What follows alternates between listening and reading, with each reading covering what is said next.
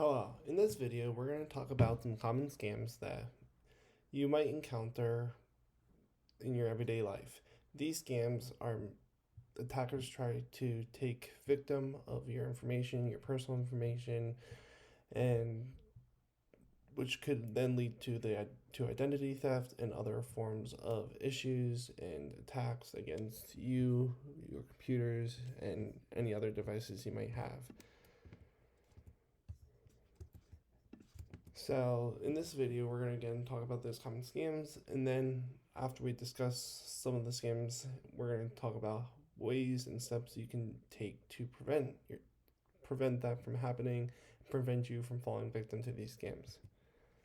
So the first scam that we're going to talk about is the tech support scam. So with this type of scam, you would receive a call from someone or an email or text, however they decide to run their scam, but most likely a phone call calling saying, hey, there's an issue with your computer, we need this information.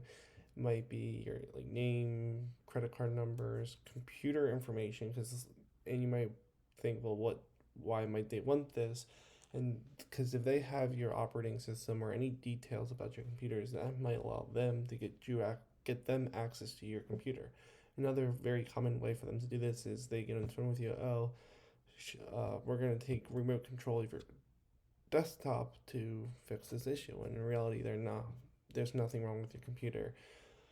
So then the next thing is just phishing emails, text calls, just looking, and with this, they're looking for sensitive information like credit card numbers, names, addresses, phone numbers.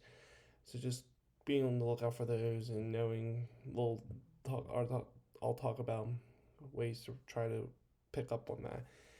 The next one, fake IRS calls. Someone calling pretending to be the IRS saying like you didn't file taxes or you owe a bunch of money. The IRS will not call you, and that's something to really make sure you know. And if someone's calling pretending to be IRS, do not fall for it. Do not give them any information.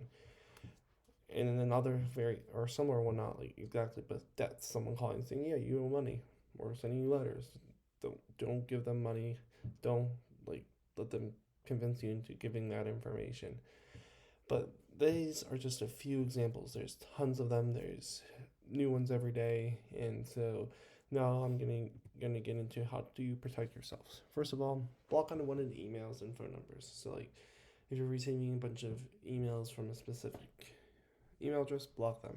Block. I don't. Again, if you're getting phone calls from unwanted numbers or numbers you don't recognize, block them. If someone's calling you, do not give out any personal information without verifying their identity. And one of the best ways to do this is if someone's calling you saying, we're with this company, hang up and call that company's direct number.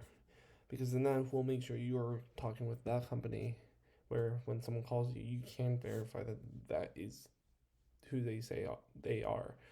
Just because you could ask them, are you with this company? And they could be like, yes, but they could be lying. So the best way to do this is hang on, look up their direct number on their website, and then call that number. And then a lot of these scammers will try to convince you to act immediately, like, oh, you need to do this now. No legit person will usually try to do pressure you into something. Yeah, a lot of these salespeople or a lot of these they might try to convince you, but they won't really ever pressure you. Where these scammers, they will be like, you need to act right this second when you don't.